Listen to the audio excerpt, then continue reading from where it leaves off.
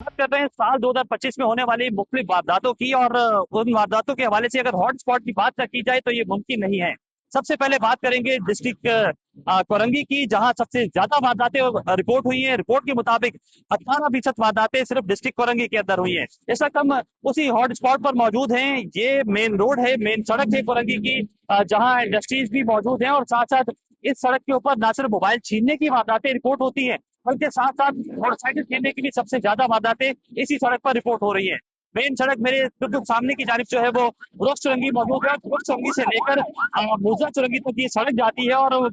कमोपेश 5 चुरंगियां इस सड़क पर आती हैं और तमाम चुरंगियों पर वारदातें जो है वो रिपोर्ट होती हैं। साल 2025 में कराची में मुख्तलिफ वाकयात रिपोर्ट हुए। उन वाकयात की डिटेल क्या रही ये हम आपसे शेयर करते हैं। कराची के 3 जोन में, जिसमें सबसे पहले साउथ जोन है, उसमें 16,328 वारदातें रिपोर्ट हुई, जबकि ईस्ट जोन में 30,733 वारदातें रिपोर्ट हुई और इसी तरह वेस्ट जोन में 17,000 से जायद वारदातें रिपोर्ट हुई हैं। मजमूई रिपोर्ट के मुताबिक कराची में डकैती मुजामत पर 71 अफराद को कत्ल कर दिया गया और जरा सी मुजामत पर 293 अफराद जख्मी हुए हैं। जबकि मोबाइल फोन छीनने की वारदातों की अगर बात की जाए तो 16,390 मोबाइल फोन छीने गए हैं। इसी तरह मोटरसाइकिल छीनने और चोरी की बात की जाए और गाड़ियों चोरी और छीनने की वारदातों की भी बात अगर हम करें तो उसमें आपको बताएं कि 1741 मोटरसाइकिलें छीनी गई हैं, जबकि 282 मोटरसाइकिलें शहर से चोरी भी हुई हैं। कराची पुलिस के मुताबिक और उनकी रिपोर्ट के मुताबिक ये भी चीजें सामने आई हैं कि रवां साल में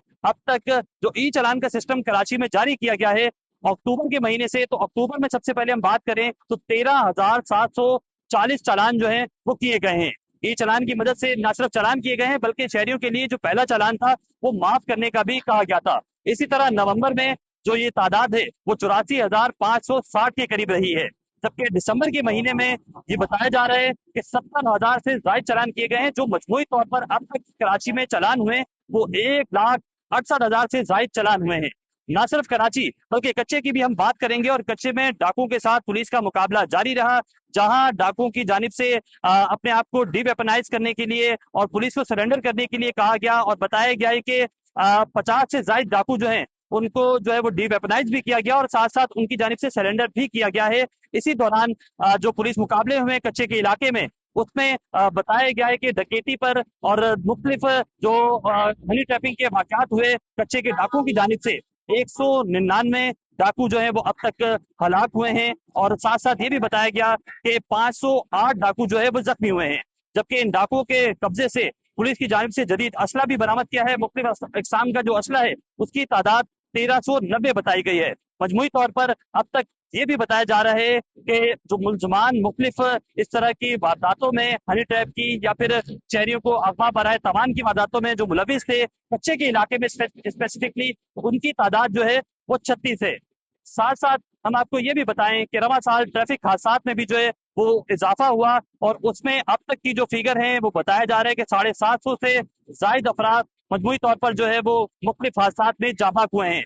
जिसमें सिर्फ हैवी गाड़ियों से जो लोग जाबाक हुए हैं उनकी तादाद जो है वो 200 से जायद बताई जा रही है। मजमूई तौर पर पुलिस की जानिब से ये दावा किया जा रहा है कि स्ट्रीट क्राइम की वारदातों में कमी भी हुई है और इसके साथ साथ ये भी बताया जा रहा है कि स्ट्रीट क्राइम की रोकथाम के लिए शहर में मुख्तलिफ मकामात पर हॉट स्पॉट का तयन करने के बाद वहां कार्रवाइयां भी की गई हैं। कराची में अगर इंपॉर्टेंट केसेस की बात करें तो सबसे पहले बात करेंगे कराची के इलाके डिफेंस में अरमुगान नामी मुलजिम की जानिब से मुस्तफा आमिर नामी नौजवान को कत्ल करने की एक अहम वारदात रिपोर्ट हुई, जिस वारदात के अंदर अरमुगान ने अपने साथी शिराज के साथ मिलकर न सिर्फ मुस्तफा को ट्रैप किया, अपने घर बुलाया, घर बुला के तशद्दुद का निशाना बनाया और उसको कराची से हब की जानिब मुंतकिल किया गया अपनी गाड़ी की जो डिग्गी है उसमें डालकर और उसके बाद जो है वो उसको तशद्दुद के बाद गाड़ी को आग लगा दी गई। पुलिस की जानिब से इस केस की छानबीन की गई और कमोपेश 20 रोज के बाद जो मुस्तफा आमिर है उसकी लाश तलाश कर ली गई और उस हवाले से जब तहकीकात की गई तो अरमुगान को ना सिर्फ पकड़ने के लिए पुलिस की टीम तश्कील दी गई और जब छापामार कार्रवाई की गई उसके घर पर तो अरमुगान की जानिब से जो है वो पुलिस पार्टी पर फायरिंग कर दी गई। काफी देर ये मुकाबला जारी रहा और उसके बाद पुलिस की जानिब से जवाबी कार्रवाई की गई और कार्रवाई के दौरान अरमुगान को गिरफ्तार किया गया। उसके बाद सनसनीखेज जो इंकशाफात हैं वो सामने आए और उसकी जानिब से बताया गया कि उसके साथ उसका दोस्त जो शिराज है वो भी मुलविस था और उसकी जानिब से भी तमाम तर प्लानिंग की गई। बाकायदा इस पूरी वारदात की सीसीटीवी फुटेज भी सामने आई और ये तमाम तर मामला एक लड़की की वजह जो है वो बताई जा रही है कि उसकी वजह से ये मामला रिपोर्ट हुआ था। पुलिस की जानिब से इस केस की अब भी तफ्तीश जारी है। पुलिस की जानिब से ये बताया जा रहा है कि ना सिर्फ इस केस में इस हवाले से बताया जा रहा है कि मर्डर के हवाले से तहकीकात की जा रही है, बल्कि साथ साथ जो मुख्तलिफ मंशियात के पहलू भी सामने आए थे उस हवाले से भी काफी मुल्जमान को गिरफ्तार किया गया, इंटेरोगेट किया गया और साथ साथ मंशियात भी बरामद की गई। जबकि स्पेसिफिकली अरमुगान को सजा दिलवाने के लिए पुलिस की जानिब से जो तहकीकात हैं वो अब भी जारी हैं। आपको याद होगा कि डिफेंस के इलाके में ही एक खातून की लाश मिली थी, जो लाश थी वो उमेरा असगर नामी मॉडल और अदाकारा की थी और वो लाश जो है वो जब डिफेंस से मिली उसके बाद पुलिस की जानिब से जो है वो तहकीकात शुरू की गई और अब तक वो तहकीकात जारी है और ये केस का मामला जो है वो हल नहीं हो सका है। एक फ्लैट के अंदर से जो है वो ये लाश मिली थी। पुलिस की नफरी जब वहां पहुंची तो देखा कि लाश काफी बरना हालत में थी और साथ साथ जो है वो लाश काबिल शनाख्त भी नहीं थी। ना सिर्फ पोस्टमार्टम किया गया, पुलिस सर्जन की जानिब से रिपोर्ट जारी की गई और ये बताया गया कि अब तक इस केस के हवाले से कोई क्लू नहीं मिला है, जबकि मुख्तलिफ शवाहिद जो है वो पुलिस की जानिब से इकट्ठे किए गए और साथ साथ जो